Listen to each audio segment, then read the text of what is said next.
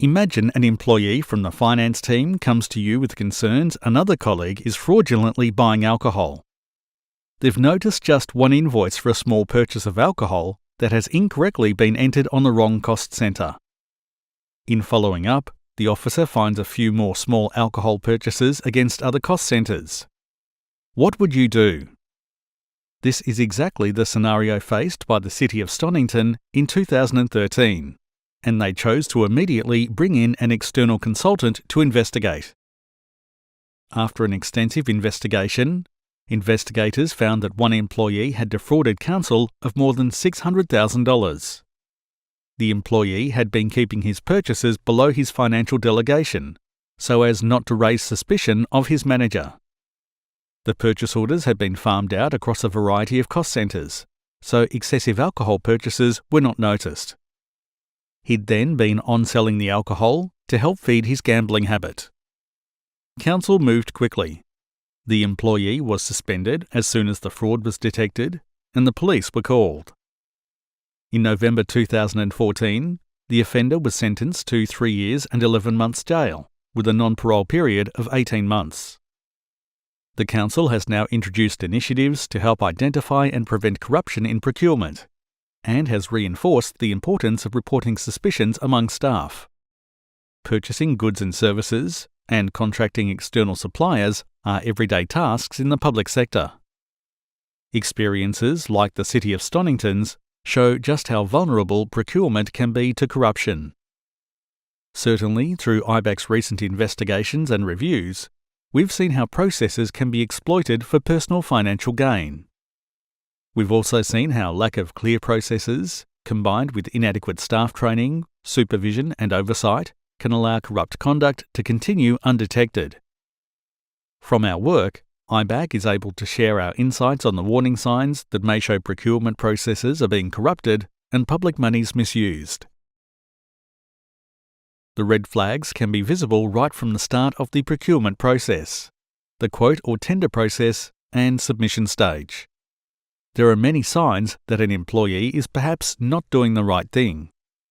You may find that a particular employee or team are frequently using exemptions to circumvent competitive procurement, or that they're being less than rigorous when it comes to accepting late bids or checking the validity of all bidders. Sometimes this is as easy to spot as the same business address details on multiple submissions.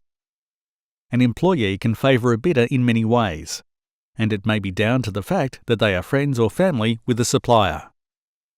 The conflicted employee may write tender specifications in a way that favours one company, or release additional or sensitive information to them to give them a competitive edge. Another sign that suppliers may be seeking advantage in what should be an even playing field is using fake companies or companies of relatives or associates to submit dummy bids, or to disguise relationships between suppliers and employees. In IBAC's investigations, we have seen blatant use of fake companies, with different suppliers having the same address or with the same surname. Next, we come to picking your preferred supplier.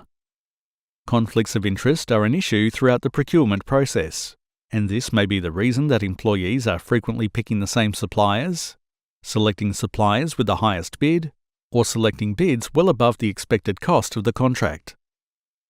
Employees may also, for whatever reason, not follow correct procedures when seeking approval to appoint a supplier. It could be not submitting the appropriate paperwork to support approval of supplier, or not maintaining paperwork, like documentation of decisions. This may be because they're under pressure to get it all done quickly, or because there is something to hide. Another red flag is when one employee undertakes all procurement tasks themselves.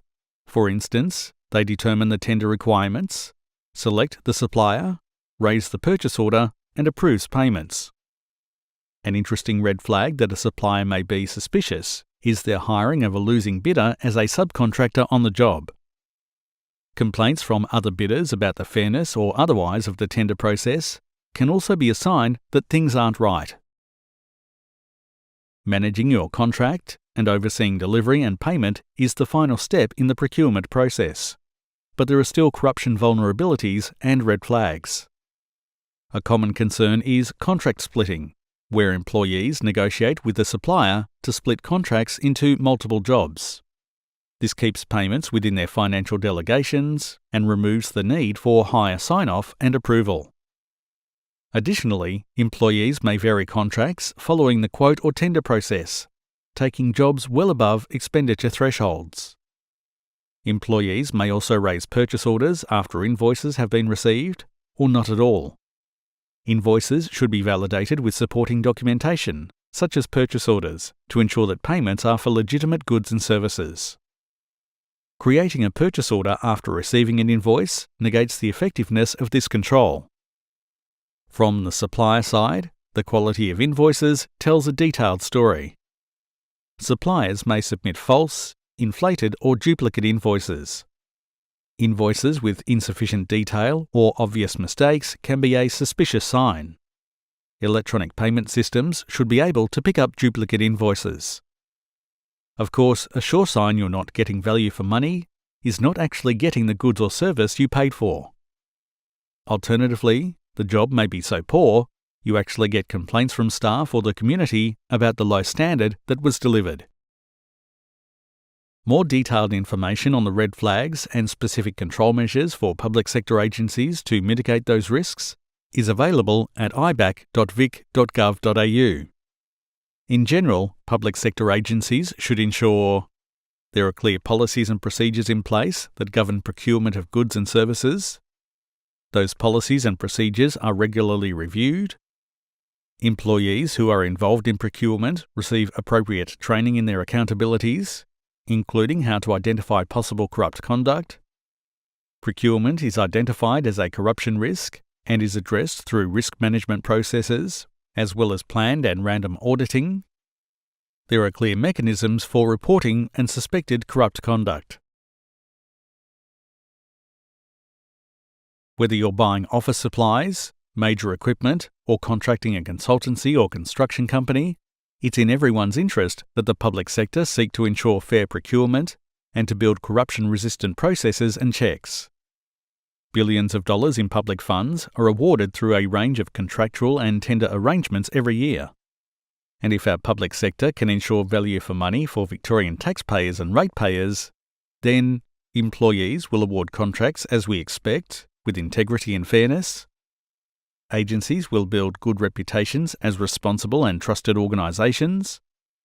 The community benefits from high-quality goods and services as intended. And honest, hard-working businesses all have a good chance at securing government contracts. If you're concerned that procurement processes are being corrupted, there is someone within your agency who is trained to listen and act on your concerns. Contact your agency's Protected Disclosure Coordinator, or you can make a complaint directly to IBAC. The complaint must be in writing and can be made online at ibac.vic.gov.au. If you need help to make a complaint, have difficulty accessing the form, or need the services of an interpreter, please call us on 1300 735 135.